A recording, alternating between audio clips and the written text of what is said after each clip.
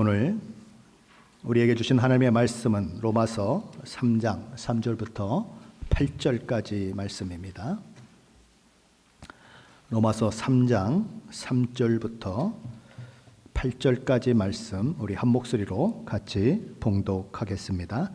어떤 자들이 믿지 아니하였으면 어찌하리요? 그 믿지 아니함이 하나님의 미쁘심을 패하겠느냐?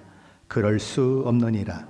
사람은 다 거짓되되 오직 하나님은 참되시다 할지어다. 기록된 바 주께서 주의 말씀에 의롭다함을 얻으시고 판단 받으실 때에 이기려 하심이라 함과 같으니라. 그러나 우리 불의가 하나님의 의를 드러나게 하면 무슨 말 하리요? 내가 사람의 말하는 대로 말하노니 진노를 내리시는 하나님이 불의하시냐? 결코 그렇지 아니하니라. 만일 그러하면 하나님께서 어찌 세상을 심판하시리요? 그러나 나의 거짓말로 하나님의 참되심이 더 풍성하여 그의 영광이 되었다면 어찌 내가 죄인처럼 심판을 받으리요? 또는 그러면 선을 이루기 위하여 악을 행하자 하지 않겠느냐? 어떤 이들이 이렇게 비방하여 우리가 이런 말을 한다고 하니 그들은 정죄받는 것이 마땅하니라. 아멘.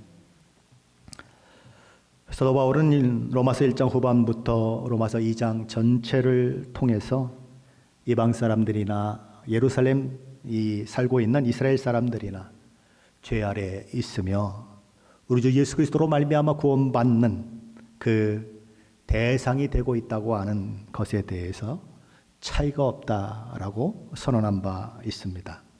서로 이스라엘 백성들 가운데 율법이 있다고 하더라도 그들에게 하나님의 백성의 표시인 할례가 그 몸에 있다고 하더라도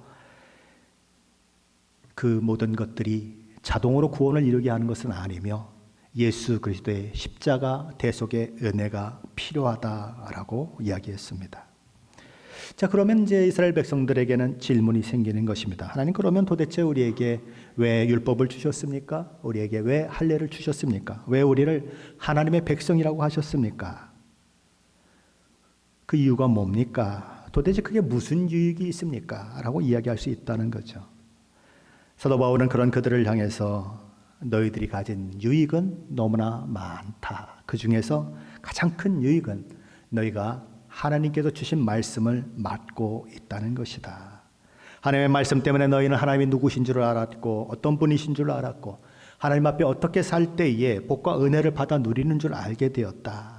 그리고 하나님께서 그들에게 원하시는 것이 무엇인지를 알게 되면서 그 일로 인해서 하나님 앞에 더 가까이 나아가게 되었고 또 하나님의 말씀을 통해서 자신들이 하나님 앞에 무엇이 잘못되어 있는지를 알게 되고 자신이 죄가 무엇인지를 알게 됨으로써 회개하고 하나님의 용서를 붙드는 그 단계까지 나아가게 하는 유익이 너희 가운데 있는데 그 일들이 하나님의 말씀을 맡은 것으로 인해서 일어났다. 그래서 하나님 앞에 나는 죄인입니다. 나를 구원하소서라고 하나님의 은혜의 손길을 바라보는 일들이 바로 너희에게 있기 때문에 하나님의 말씀을 맡은 것은 큰 복이고 엄청난 특권이고 엄청난 유익이다라고 이야기했습니다. 그것이 지난 시간에 저와 여러분이 살펴봤던 가상의 인물이 사도 바울을 향해서 도대체 무슨 소용이 있습니까? 라고 물었을 때에 사도 바울이 답변했던 것입니다. 오늘 이제 본문에서는 가상 인물이 두 번째, 세 번째 반론을 이제 제기하는 것을 다루고 있습니다. 자, 가상의 인물이 제기한 두 번째 반론은 무엇일까요? 오늘 본문 로마서 3장 3절 말씀인데 우리 다시 한번 같이 읽어보겠습니다. 3절입니다. 어떤 자들이 믿지 아니하였으면 어찌하리요? 그 믿지 아니함이 하나님의 미쁘심을 패하겠느냐? 이게 무슨 말일까요? 이런 표현이 왜 나오고 있을까요? 그것은 사도 바울의 말대로 이스라엘 백성들이 하나님의 약속을 받았음에도 불구하고 그들이 믿지 않아서 망하게 된다면, 다시 말해서 이스라엘 백성들이 하나님의 언약 백성이 되었음에도 불구하고 그들의 불신앙 때문에 망하게 된다면 그들과 언약하시고 그들을 하나님의 백성으로 삼으신 하나님이 신실하지 못하신 결과가 아니냐라고 묻는 사람들이 있다는 것입니다. 아브라함을 갈대아에서 부르신 분은 하나님이십니다. 아브라함이 하나님을 찾은 것이 아니고 일방적으로 하나님이 아브라함을 찾아오셔서 이런 약속을 하셨어요. 너는 너의 고향과 친척과 아버지의 집을 떠나 내가 내게 보여줄 땅으로 가라. 내가 너로 큰 민족을 이루고 내게 복을 주어 내 이름을 창대하게 하리니 너는 복이 될지라. 너를 축복하는 자에게는 내가 축복하고 너를 저주하는 자에게는 내가 저주하리니 땅의 모든 족속이 너로 말미암아 복을 얻을 것이라. 아브라함이 복을 구한 것이 아니에요. 하나님이 일방적으로 그 언약을 그에게 주셨어요. 그리고 그 집안 모든 남자들에게 할례를 행할 것을 말씀하시면서 이것이 나와 너희 사이의 언약의 표징이다 라고 말씀하셨어요. 그렇게 말씀하신 분도 하나님이세요. 또 아브라함이 그 아내 사라를 통해서 아들을 낳게 될 것을 예고하시면서 그 이름을 이삭이라 하라. 내가 그와 내 언약을 세우리니 그의 후손에게 영원한 언약이 되리라 라고 말씀하셨어요. 하나님의 언약이 일시적인 것이 아니고 어떤 일들 때문에 파기되거나 그런 것이 아니고 영원히 계속될 것이다 라고 약속하셨어요. 이사야 선지자를 통해서는 이스라엘 백성들에게 여인이 어찌 그 젖 먹는 자식을 잊겠으며 자기 태에서 난 아들을 긍휼히 여기지 않겠느냐. 그들은 혹시 잊을지라도 나는 너를 잊지 아니할 것이라. 내가 너를 내 손바닥에 새겼고 너의 성벽이 내 앞에 항상 있다라고 선언하셨어요. 자, 그러면 하나님의 약속이 그렇게 구약 성경 속에서 수도 없이 있고 그 약속이 일시적인 것이 아니라 영원한 것이라고 이야기하고 있다면 그런 약속에도 불구하고 이스라엘 백성들이 믿지 않았다고 해서 버림받는 일이 가능하냐? 만약에 그렇게 버림받는다면 영원하다는 약속이 무슨 소용이 있는가? 약속은 무효가 아니냐? 하나님은 당신 자신이 약속하신 것을 지키지 않으신 신실한 분이라고 할 수 없는 그런 분이 아니냐라고 생각하는 사람들이 있었다는 거예요. 사도 바울은 그런 사람들을 향해서 단호히 말하는 것입니다. 그럴 수 없느니라. 서로 하나님의 약속의 말씀에도 불구하고 이스라엘 백성들이 믿음으로 반응하지 않고 불순종함으로써 이스라엘 백성들이 다 망한다고 하더라도 하나님을 향해서 하나님은 정말 믿을 수 없는 분이시군요. 하나님은 신실하지 않으신 분이군요. 라고 말할 수 없다는 것입니다. 사도 바울이 이렇게 말합니다. 사람은 다 거짓되되 오직 하나님은 참되시기 때문이다.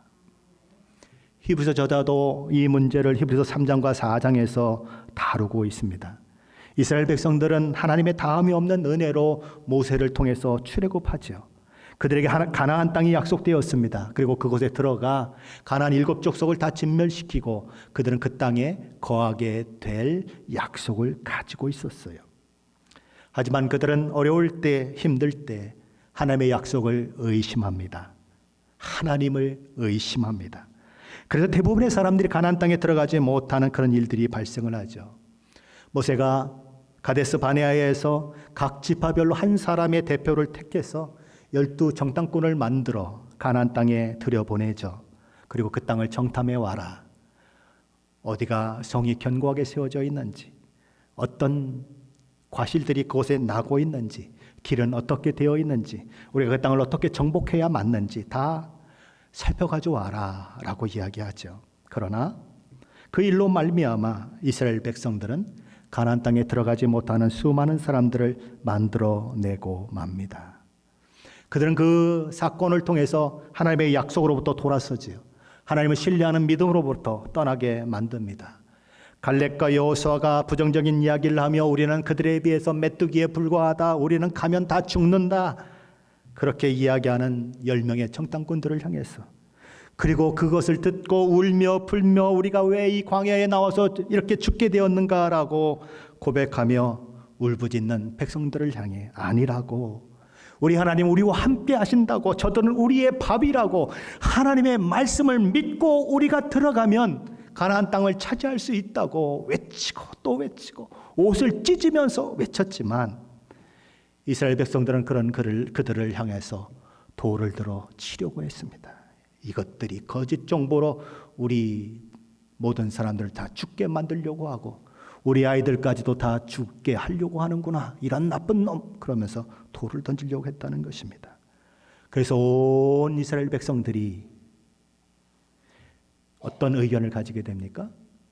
모세 대신에 다른 지도자를 세우고 애굽으로 돌아가자라고 하는 운동이 일어나게 되는 것이지요.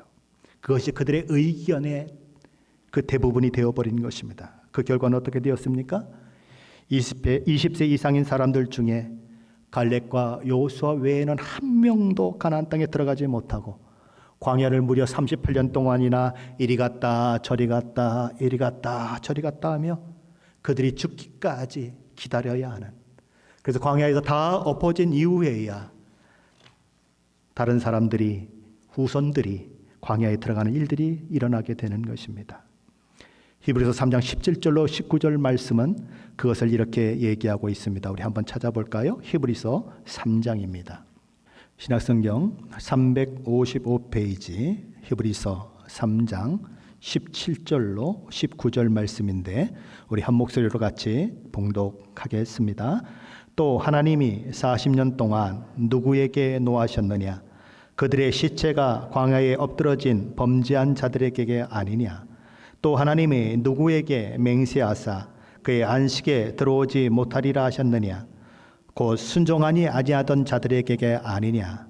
이로보건대 그들이 믿지 아니함으로 능히 들어가지 못한 것이라. 이스라엘 백성들이 왜 가나안 땅에 들어가지 못했다고 얘기합니까? 히브리서 3장 19절은 이렇게 말합니다. 이로보건대 그들이 믿지 아니함으로 능히 들어가지 못한 것이라. 이스라엘 백성들의 불신앙 때문이지 하나님이 언약을 지키지 않음 때문이 아니다라고 얘기하는 것입니다.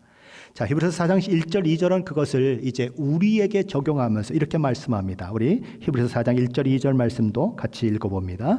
그러므로 우리는 두려워할지니 그의 안식에 들어갈 약속이 남아 있을지라도 너희 중에는 혹 이르지 못할 자가 있을까 함이라. 그들과 같이 우리도 복음 전환을 받은 자이나 들은 바 그 말씀이 그들에게 유익하지 못한 것은 듣는 자가 믿음과 결부시키지 아니함이라. 히브리서 저자는 아직 약속이 남아 있다고 이야기합니다. 안식에 들어갈 약속이 남아 있기 때문에 누구든지 그 안식을 향해서 갈 수 있다고 이야기하는 것입니다. 그런데 그럼에도 불구하고 그 약속이 사람들에게 유익하지 못한 것은, 다시 말해서 그 약속이 사람들에게 이루어지지 않는 것은 무엇 때문이라고 말씀합니까? 듣는 자가 믿음과 결부시키지 아니함이다라고 말합니다. 복음을 들어도 그것이 그 사람에게 유익이 되지 못하는 이유가 바로 거기에 있다는 것입니다. 무엇처럼요? 이스라엘 백성들이 하나님께서 약속에 신실하지 않으셨기 때문이 아니라, 하나님께서 약속에 신실하지 않았기 때문에 그 가나안 땅에 들어가지 못한 것이 아니라, 하나님은 여전히 신실하시고 그 약속을 지키고 계시지만 믿음으로 반응하지 않았기 때문에, 불순종했기 때문에 들어가지 못한 것과 같은 그런 일들이 지금도 일어나고 있다라고 이야기하는 것입니다. 오늘 로마서 3장 4절과 4절에서 사도 바울이 이야기하고 싶은 것도 바로 그런 것입니다. 하나님께 책임이 있는 것이 아니라 너희에게 책임이 있다. 하나님이 신실하지 않으신 것이 아니라 너희가 신실하지 않기 때문이다라고 얘기하면서 그는 이제 다윗의 시편 51편을 예로 들고 있는 것입니다. 그는 지금까지 얘기했던 것들을 이제 확증하기 위해서 시편 51편 4절 말씀을 인용하고 있는데, 우리는 이 시편 51편이 언제 쓰여졌는가 하는 것을 생각해 볼 필요가 있습니다. 시편 51편은 다윗이 남의 부인인 바세아를 범하고 나서 그것이 들통날까 봐 그의 남편 우리아를 전쟁터에서 화살에 맞아 죽게 만들고, 그리고서는 이제 미망인이 되었으니까 자연스럽게 그 여인을 취해서 아내로 만든 이후에 하나님께서는 그것을 참 괘씸하게 여기셔서 나단 선지자를 보냈지 않습니까? 그래서 나단 선지자를 통해서 그를 꾸중합니다. 그래서 양의 얘기를 하죠. 부자가 많은 양이 있고 한 가난한 자에게는 한 양밖에 없는데 자기에게 손님이 오자 그 한 양을 빼앗아서 그것을 잡아가지고 손님을 대접했습니다. 그랬더니 막 다윗이 펄펄 뛰죠. 그런 자는 죽어 마땅하다고. 그랬더니 나단이 뭐라고 얘기합니까? 그 사람이 당신입니다. 당신은 왕이고 마음만 먹으면 얼마든지 수많은, 그렇죠? 부인들을 거느릴 수 있는 것이 그 당시 시대의 상황인데 어찌 남의 아내를 빼앗았습니까? 라고 얘기하죠. 그때서야 이 다윗은 자기 죄를 깨닫습니다.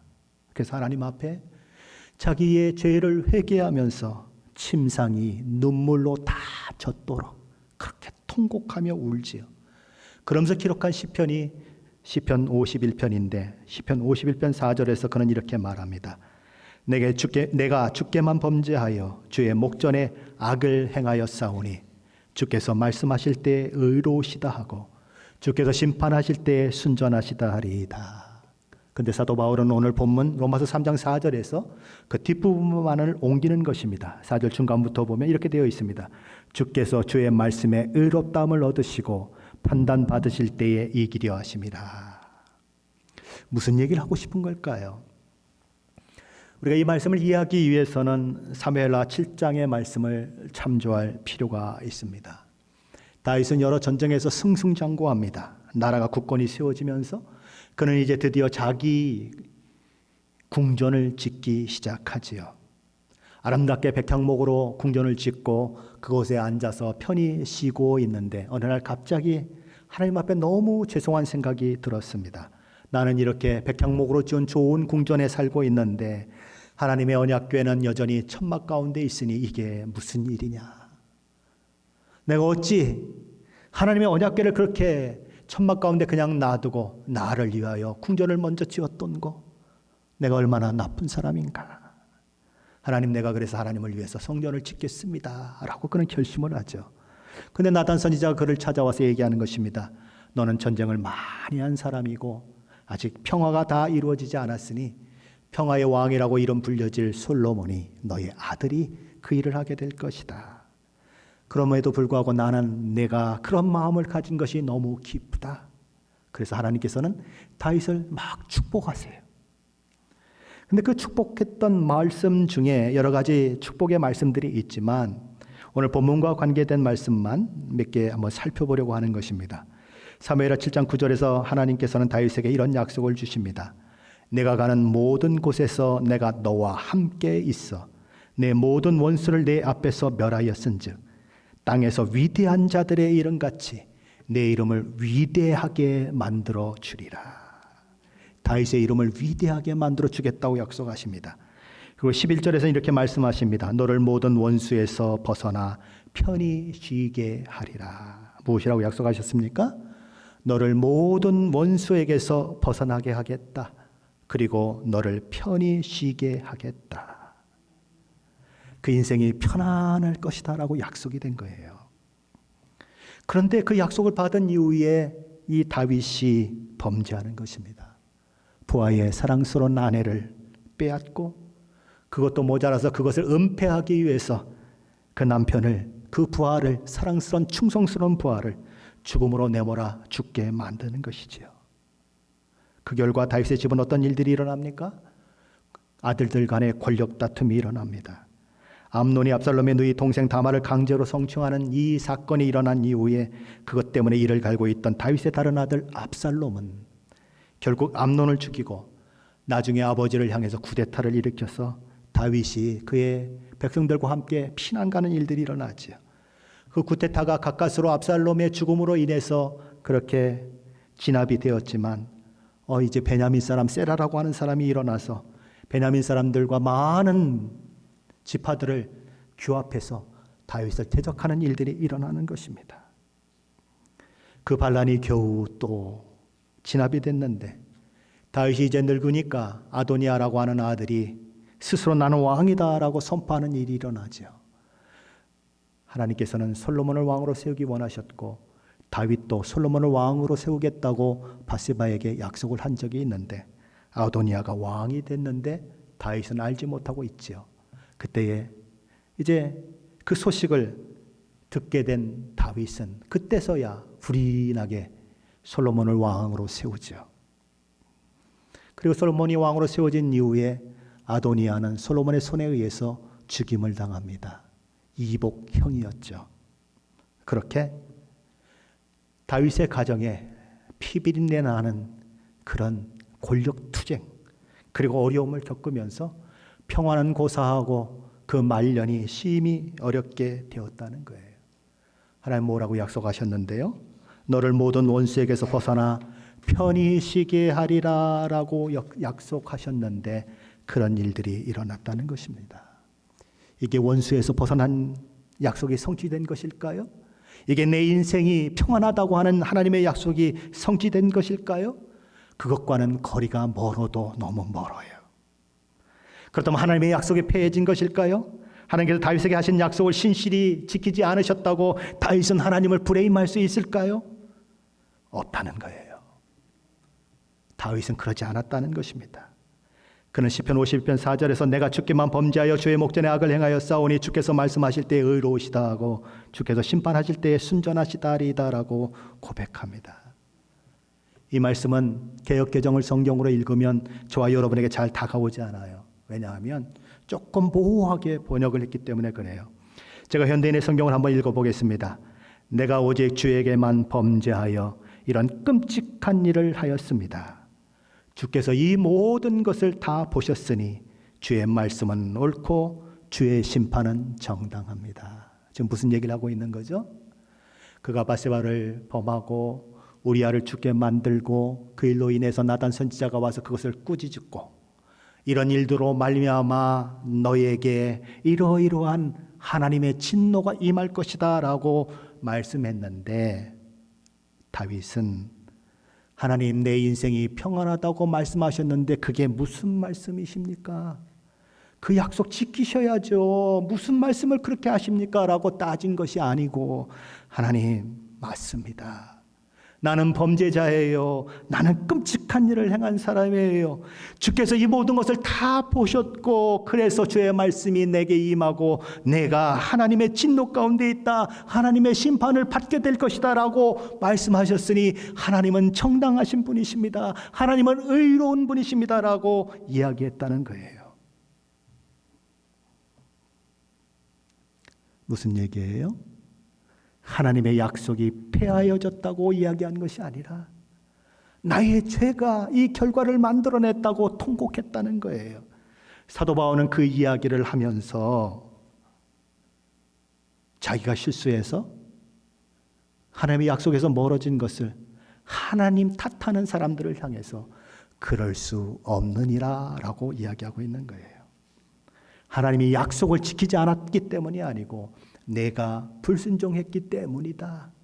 다윗이 어떻게 고백했는지를 내가 알아라 라고 이야기하는 거예요. 이제 세 번째 반론을 다룰 차례입니다. 오늘 본문 로마서 3장 5절 말씀인데 함께 읽어봅니다. 로마서 3장 5절입니다. 그러나 우리 불의가 하나님의 의를 드러나게 하면 무슨 말하리요? 내가 사람의 말한 대로 말하노니 진노를 내리시는 하나님이 불의하시냐.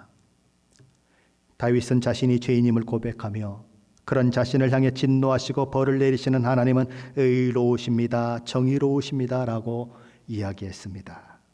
사람들이 이런 생각을 하는 거예요.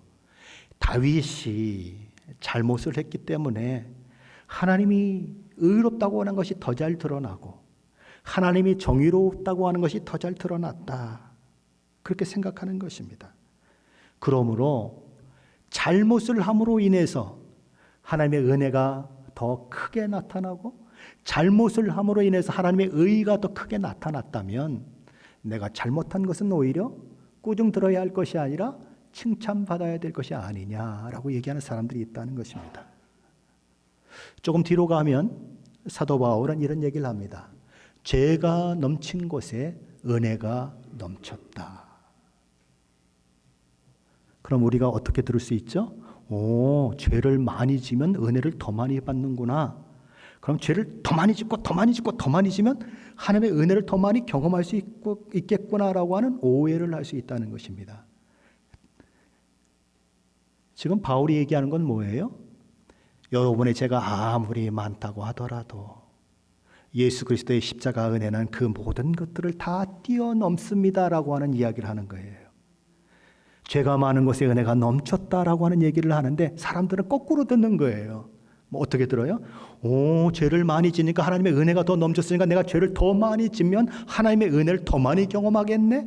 그러니까 나는 오늘부터 죄를 짓는데 아주 뭐 그냥 자유다. 이렇게 생각하는 사람들이 있다는 거예요. 내 죄 때문에 하나님의 의가 드러나고 내 죄 때문에 하나님의 은혜가 더 풍성하게 드러났으니 내가 죄를 지은다고 하더라도 하나님이 나를 정죄해서는 안 되지.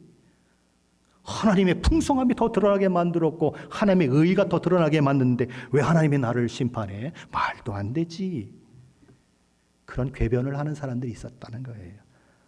하나님의 말씀을 가지고 말장난하는 사람들이 있었다는 것입니다. 한디 유다의 복음이라고 하는 것이 매스컴에서 화제된 적이 있죠. 유다의 복음은 기원 후 130년에서 170년 사이에 쓰여진 것입니다. 이들은 영지주의자들이 쓴 것으로 알려져 있는데 이들은 어떤 사람들인가? 영은 거룩하고 육은 더럽다고 생각을 했습니다. 육은 죄악된 것이라고 생각을 했어요. 그래서 예수님의 육체적인 성육신을 거부합니다. 육체적인 부활을 거부합니다. 그런 사람들이 이집트의 고대어인 콥트어로 기록한 것이 유다의 복음이라고 하는 그런 책인 것입니다. 한마디로 이단 서적이에요. 제가 보통은 여러분에게 책에 대한 이야기를 할 때에는 반드시 책을 읽고 여러분에게 이야기를 합니다. 왜냐하면 그냥 남의 얘기 안 하려고. 그런데 이 유다의 복음서는 제가 구하지 못해서 그냥 인터넷에 있는 자료를 가지고 얘기합니다. 유다의 복음서는 이렇게 얘기됩니다. 예수 그리스도께서 이스카리옷, 우리 성경에는 가룟이라고 되어 있죠. 유다와 나누신 계시에 대한 비밀스러운 이야기.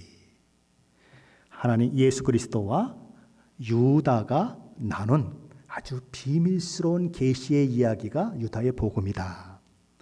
이 책은 예수께서 12사도들을 불러 천국의 비밀과 세상의 종말에 관해서 언급하신 것을 기록하면서 유다가 다른 모든 사도들보다 훨씬 우위에 있는, 훨씬 높은 위치에 있는 사람이다 라고 얘기합니다. 그래서 이런 얘기를 거기에 적고 있어요. 너는 그들 모두를 능가할 것이다. 너는 인간의 형상을 빌려 이 땅에 온 나를 희생시킬 것이기 때문이다. 그러니까 유다만 예수님이 십자가에서 죽을 것을 알고 있었고, 그래서 예수님이 십자가에 죽을 수 있도록 예수님과 서로 숙탁 야 네가 이렇게 하고 네가 이렇게 해. 그렇게 해가지고 예수님을 배반하게 했고, 그래서 유다는 예수님의 말씀대로 그대로 그렇게 예수님을 배반했고 예수님을 십자가에 못 박게 했다라는 거예요. 자, 여러분 생각엔 어떻습니까? 유다가 예수님을 팔아넘기지 않았다면, 유다가 예수님을 배반하지 않았다면 예수님이 십자가에 못 박힐 수 있을까요? 그럼 예수님이 십자가에 못 박히지 않았다면 저와 여러분이 구원을 얻을 수 있을까요? 그러니까 유다는 이렇게 주장하는 것입니다.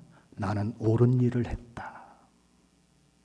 나는 지옥에 가야 하는 사람이 아니고 천국 중에서도 가장 좋은 자리를 차지해야 하는 사람이다. 다른 11 사도와는 비교가 안 될 정도로 그렇게 영광과 존귀를 받아야 할 사람이다 라고 유다의 복음은 지금 얘기하고 있는 거예요. 나는 죄인이 아니라 의인이다. 그렇다면 정말 그럴까요? 그럴듯한 논리로 이야기하고 있지만 그렇지 않다는 것입니다. 예수님은 유다를 향해서 뭐라고 말씀하셨을까요? 누가복음 22장 22절에서 인자는 이미 작정한 대로 가거니와 그를 파는 그 사람에게는 화가 있으리로다. 칭찬받는다고요? 의롭다고요? 아니요. 예수님이 화가 있으리로다라고 얘기했어요. 마태복음 14장 21절에서는 그 사람은 차라리 나지 아니하였더라면 자기에게 좋을 뻔하였다라고 말씀합니다. 칭찬이요? 의로우며 다른 사도보다 더 위대하다고요? 어림없는 소리예요. 예수님 뭐라고 말씀하셨어요? 차라리 나지 않았으면 그에게 얼마나 좋았을까? 그렇게 얘기하셨다는 거예요. 가룟 유다는 어떻게 죽습니까? 자신의 선생님이신 예수님을 배반한 것 때문에 그 죄책감을 견디지 못하고 목매달아 죽었는데 끈이 끊어져서 뚝 떨어졌더니 그의 창자가 밖으로 튀어나와서 죽게 되었어요. 사도행전 1장 18절 19절 후반전에 이렇게 얘기합니다. 이 사람이 불의의 삭스로 밭을 사고 후에 몸이 곤두박질하여 배가 터져 창자가 다 흘러나온지라 그 밭을 악에 담아라 하니 이는 피밭이라고 하는 뜻이라. 유다가 칭찬받은 것이 아니라 의롭다 칭함을 받는 것이 아니라 이렇게 참혹한 죽음을 맞게 되었다. 한 가지 더 생각해 보십시다. 우리 요셉의 경우를 생각해 보십시다. 만일 형들이 그를 미워하고 그를 애굽으로 팔아버리지 않았다면 요셉은 애굽의 총리가 될 수 있었을까요? 만일 요셉이 보디발의 아내의 유혹을 거부하다가 미움을 받지 않고 왕의 죄수들이 갇히는 그 감옥에 갇히지 않았다면 그가 애굽의 총리가 될 수 있었을까요? 술 맡은 관원장이 2년 동안이나 요셉을 잊어버리고 있다가 바로가 꿈을 꾸고 나서야 생각을 하고 맞죠. 내가 옥에 갇혔을 때에 요셉이라고 하는 사람이 있었지라고 그때 불러내어서 바로의 꿈을 해석하지 않았다면 요셉이 총리가 될 수 있었을까요? 여러분은 어떻게 생각하십니까? 사람들은 내가 아니면 요셉의 형들은 이렇게 얘기하는 것입니다. 봐라, 우리가 요셉을 팔아넘겼기 때문에 그가 총리가 되었으니 우리가 얼마나 잘한 것이냐. 우리는 상을 받아야 마땅하다. 보디발의 부인은 뭐라고 얘기합니까? 내가 요셉을 유혹했고 그래서 그가 나를 거부했을 때에 내가 그놈을 거꾸로 뒤집어 씌워가지고 나를 겁탈아 왔다고 얘기하지 않았다면 그가 어떻게 총리가 될 수 있겠느냐. 나는 잘한 것이다. 술 맡은 관원은 뭐라고 얘기합니까? 내가 꼭 기억할게 얘기해놓고 2년 동안 잊어버린 것이 얼마나 잘한 것이냐. 만일 내가 감옥을 나가자마자 바로 요셉을 기억하고 그를 풀어줬다면, 그래서 그가 어딘가 막 아무 데나 다니고 아니면 가나안 땅으로 돌아갔다면 그가 어떻게 총리가 될 수 있겠어. 그러니 우리는 요셉의 형들도 보디발의 아내도 술 맡은 관원장도 우리는 거룩한 사람들이야. 의로운 사람들이야. 하나님 앞에 칭찬을 받아야 마땅한 사람들이고 하나님의 역사를 이룬 놀라운 사람들이야 라고 주장하면 그것이 옳으냐 하는 거예요. 사도 바울은 6절 말씀을 시작하면서 결코 그렇지 아니하니라 라고 말해요. 우리 6절로 7절 말씀인데 다시 한번 함께 읽어봅니다. 6절로 7절입니다. 결코 그렇지 아니하니라. 만일 그러하면 하나님께서 어찌 세상을 심판하리요. 그러나 나의 거짓말로 하나님의 참되심이 더 풍성하여 그의 영광이 되었다면 어찌 내가 죄인처럼 심판을 받으리요. 만일 그들의 주장대로라면 하나님은 아무도 심판하실 수가 없다. 왜요? 모든 악도 하나님의 영광을 드러냈고 모든 잘못도 하나님의 의를 드러냈고 하나님의 일을 이루게 했으니까 우리가 다 칭찬받아야 하고 의롭다고 하면 심판이 무슨 소용이 있느냐? 다 천국 갈 사람들 아니냐? 그럼 하나님이 심판이 있다고 얘기한 건 다 거짓말이 되는 거죠. 그럴 수 없다는 것입니다. 내 거짓말 때문에 요셉의 형들이 요셉을 팔아치우고는 아버지에게 가가지고 짐승에 피를 묻히고 가서 그의 옷에다가 피를 묻히고 가서 아버지 동생이 찢겼나 봐요. 짐승들에게 찢겨 죽었나 봐요 라고 거짓 울음을 한 그 거짓말 때문에 애굽의 총리가 된 것이 아니냐. 요셉이 나를 겁탈하러 들어왔다고 내가 거짓말했기 때문에 요셉이 애굽의 총리가 된 것이 아니냐.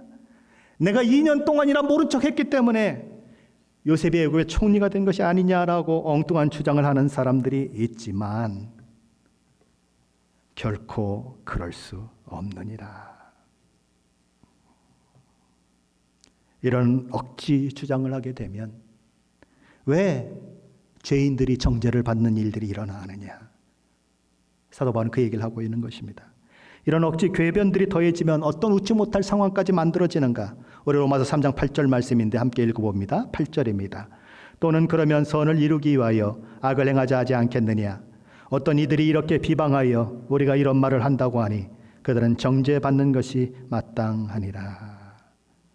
사도 바울은 말합니다. 당신들의 논리대로라면 당신들은 결국 선을 많이 이루기 위해서 더 많은 악을 행하는 것이 옳다고 하는 그런 주장이 되고 마는데 결코 그럴 수 없습니다 라고 이야기하는 거예요. 사도 바울을 향해 이런 반론을 제기하며 궤변을 늘어놓았던 사람들이 그 당시에 있었던 것처럼 오늘도 그런 궤변들을 늘어놓는 사람들이 있습니다. 하나님의 말씀을 나를 보호하고 내가 핑계하는 말씀으로 자꾸 대치시키면서 요리 빠져나가고 조리 빠져나가고 하려고 하는 사람들이 그 당시에도 있었고 지금도 있어요.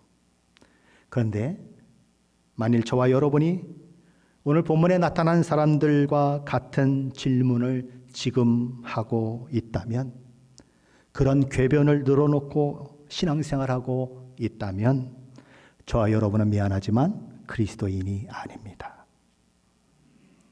만일 저와 여러분의 속과 다른 사람들 속에 있는 죄가 저와 여러분을 힘들게 하고 그 죄 때문에 고통스러워하는 일이 없다면 저와 여러분은 그리스도인 아닙니다.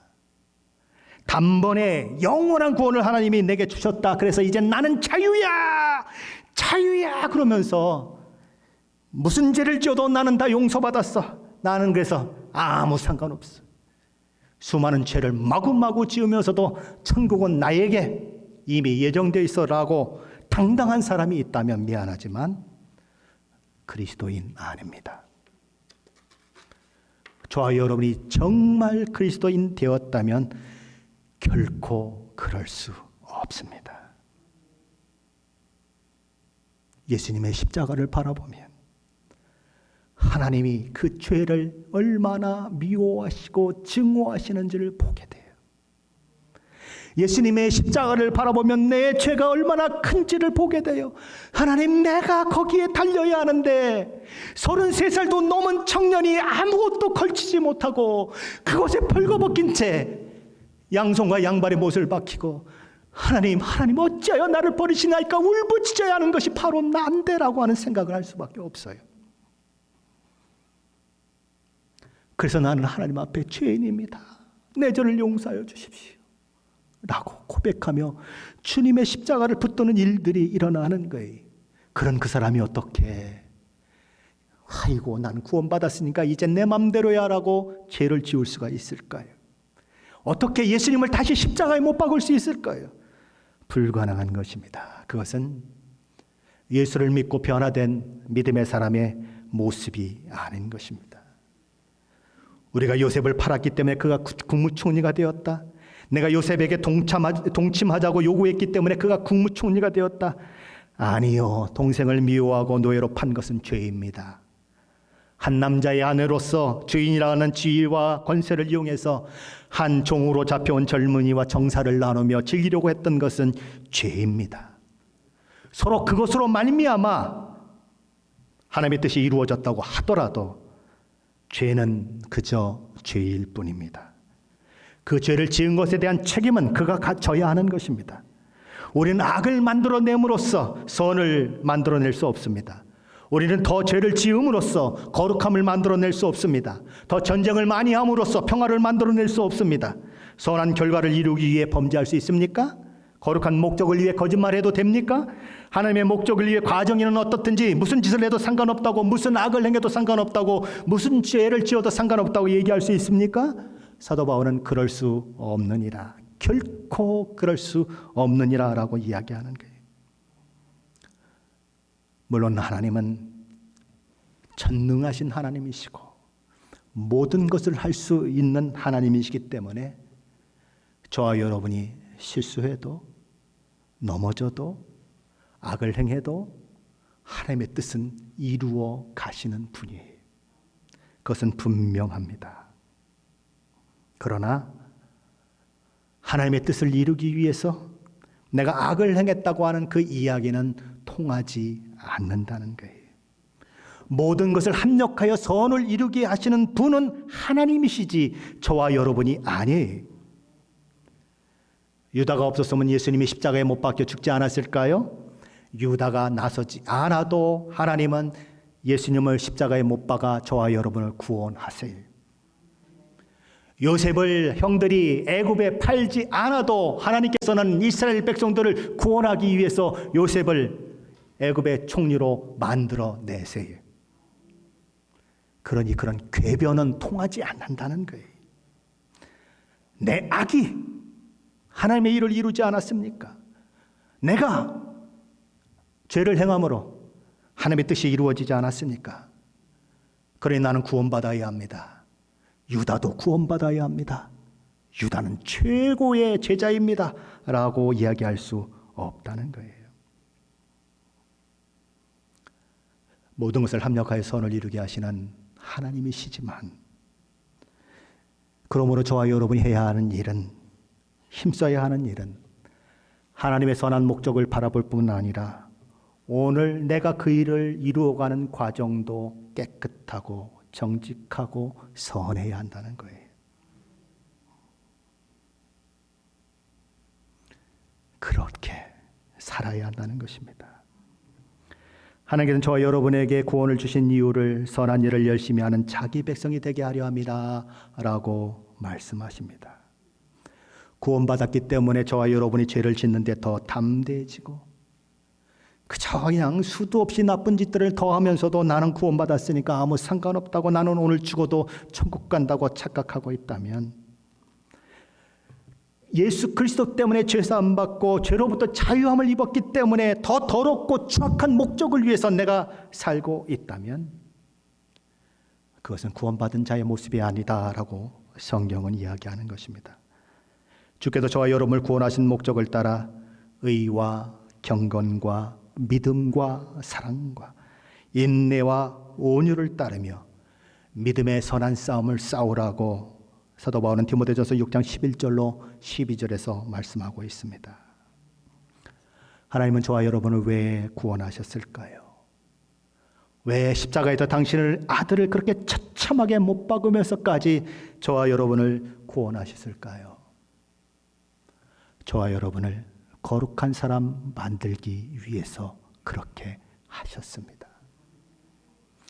그러므로 저와 여러분은 거룩을 향해서 매일매일 발걸음을 옮겨야 하는 것입니다.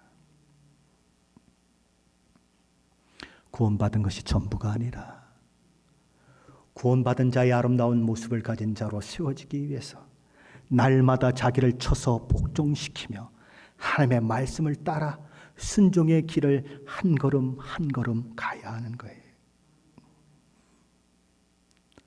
우리에게 주어진 자유는 죄를 마음대로 지어도 된다고 하는 자유가 아닙니다. 죄로부터 자유함을 입었다고 하는 것은 이제부터는 죄와 싸울 수 있는 사람이 되었다는 것이고, 죄를 멀리할 수 있는 능력이 우리에게 부어져 죄와 멀어지고 거룩과 가까워지는 그 일들이 우리 안에 이루어지고 있다는 거예요. 저와 여러분은 성경을 어떻게 읽고 있습니까? 성경을 어떻게 마음에 받아들이고 있습니까? 오래전에 우리 교회 한 젊은 친구가 왔어요. 그 어머니가 우리 교회에 잠깐 방문해서 아들을 얼마나 칭찬을 하는지, 얘는요 국민학교 때 방언의 은사를 받은 애예요. 난 얘 걱정하지 않아요. 얘가 얼마나 믿음이 좋은 애인데요. 어느 날 그 아이가 내게 찾아왔습니다. 목사님, 술 먹는 게 죄예요? 뭐가 죄냐고요? 술 먹는 게 죄예요? 친구들과 왕따 되는 게 싫어서 학교 다니면서 지금 술을 마시고 있는데 나한테 묻는 겁니다. 술 먹는 게 죄예요? 그래서 제가 찾아줬습니다. 술 같은 것은 보지도 말라고 성경은 얘기하고 있다. 술 먹으면 안 돼. 얘기했어요. 왜 그렇게 흘러갑니까? 도대체 성경을 어떻게 봅니까? 자기가 잘못했으면 지금까지 그렇게 안 보던 성경도 자기 이로운 대로 해석하려고 그러는 거예요. 성경에 어디 술 취하지 말라는 말이 있습니까? 라고 묻는 거예요, 지금. 어릴 때부터 방언의 은사까지 받고 신앙 잘하는 아이가 그 질문을 하고 있는 거예요. 무슨 얘기예요? 성경을 이용하는 거예요. 성경을 나의 죄를 감추는 것으로 이용하고 있는 거예요. 그런 사람들이 과거에도 있고 지금도 있다는 거예요. 저와 여러분은 성경을 어떻게 읽고 있느냐는 거예요.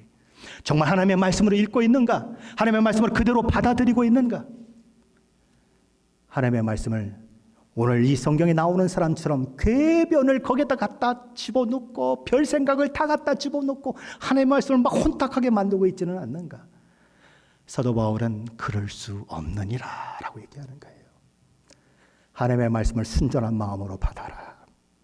하나님의 말씀을 말씀 그대로 받아라. 아프고 힘들어도 하나님의 말씀이 나를 치고 나의 가슴 속에 어려움을 주고 양심의 가책을 듣게 만들 때 그대로 받아라. 핑계하지 말아라 라고 얘기하는 거예요.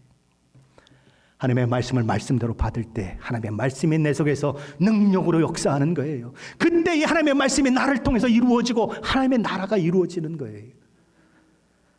오늘 말씀 속에 나타난 사람들처럼 이제 궤변을 그만두십시다. 하나님의 말씀을 그대로 말씀대로 스폰지가 물을 빨아들이듯이 빨아들이고 하나님의 말씀에 순종함으로 과정도 선하고 결과도 선한 그런 놀라운 일들을 이루어 가시는 저와 여러분이 되시기를 예수 그리스도 이름으로 간절히 축원합니다.